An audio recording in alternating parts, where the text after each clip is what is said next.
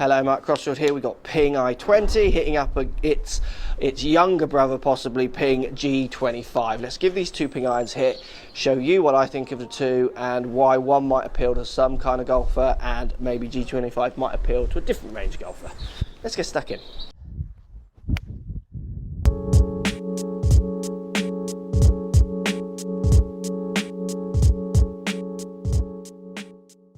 So Ping i20 hitting up against Ping G25, two Ping irons. Some big differences in the two though. So i20's got a thinner sole over the thicker sole of the G25.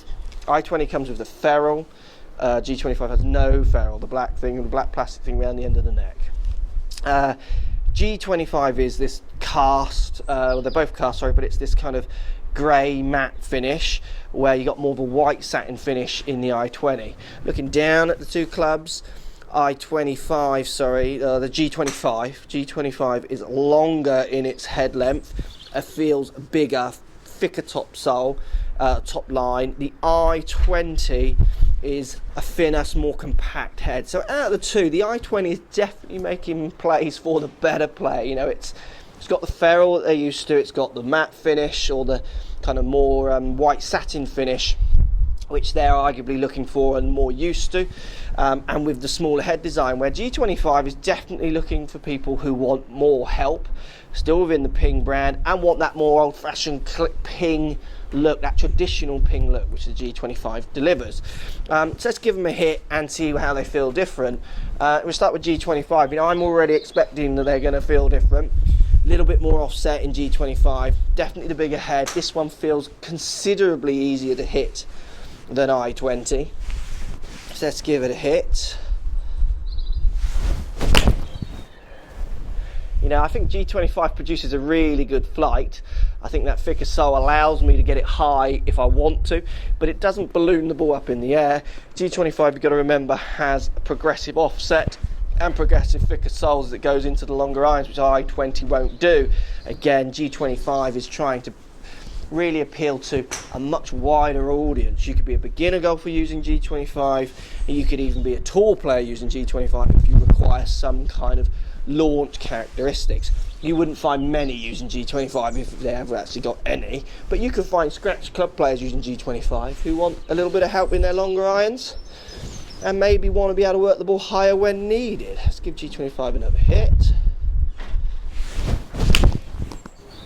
Does feel very solid. That one's gone a little higher, but it's a solid, well-made club, which Ping are just famous for. You know, they're not really producing much bad stuff, are they? One more with G25, because I always enjoy hitting this one, even though it's arguably not aimed at me and quite different to what I normally use. I've caught that slightly out the bottom, but it's flying fine. So G25, what I love about G25 is it definitely will cross over a wide spectrum of handicap golfers.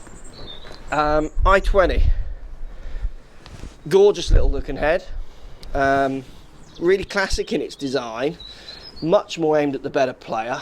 It's got the cast head, so it's not forged, but it's kind of going to compete against those forged rivals. Let's give it a hit and see what the feeling like is in relationship to G25. This is a 7, where that's a 6, where that one's gone slightly higher, which is what I expect, but again, equivalent heights with both are where I'd want them. Arguably a slightly truer flight, but when I hit both of these clubs out the middle, the numbers are very, very similar. Like I said before, it's just, if I want to keep the ball lower, this one makes me feel like I can, and if I want to actually move the ball higher with G25, I feel like I can. It doesn't do that, but if I want to maneuver it, I feel that's the way I could keep this lower easier, and I could get that higher easier if I wanted to. So subject to your flight, what do you want? Do you want more height? Do you want it staying lower? Arguably your better players often want it a bit lower, which is why i20's out there for them. Let's give it another hit.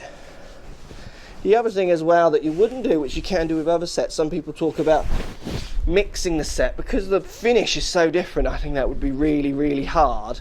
So if you're going for either of these, you're either going to keep with the G25 and use its progression, or you're going to have to stick with i20, maybe replace with hybrids even. So let's give it another hit.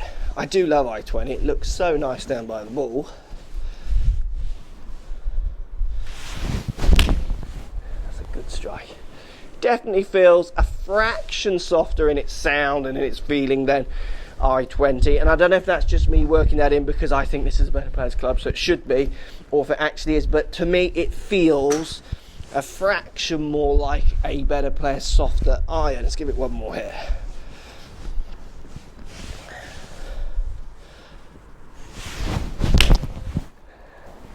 That's a lovely flight. Absolutely no problem using i20. Both of those clubs really nice. Both of those clubs aimed at, I think, quite different groups of people. G25 will cover a much wider range of handicaps is the key. If you're looking for help going upwards, you're looking for help across the face, G25 is going to offer a bit more with that. i20s for people who want the more classic look in the Ping brand and maybe want more help keeping it this way rather than they can get it up in the air no problem. So both of those clubs really horses for courses. Let me know what you think, guys. Not always one that you would compare up, but I do get lots of comments, people asking me to compare these because they obviously want Ping and they're a bit confused with which one in the brand might suit their game. So hopefully this one helps you a little bit. i20, G25, both great irons, just appealing to maybe different groups of people. Let me know what you think, post comments down below as always, and thank you for watching. So if you like what's going on here, don't be afraid to subscribe to the channel, also thumbs up the video, post comments, love to hear what you guys got to say. Let's keep it social. The more we talk, the more we share, the easier this game will get for everybody. So if you want to find me on Facebook here, you can find me on Facebook. If you want to tweet me, find me on Twitter here as well. Just follow the links, all in the description. Come and join the show, get active, get involved, get playing some better golf. Thanks for watching.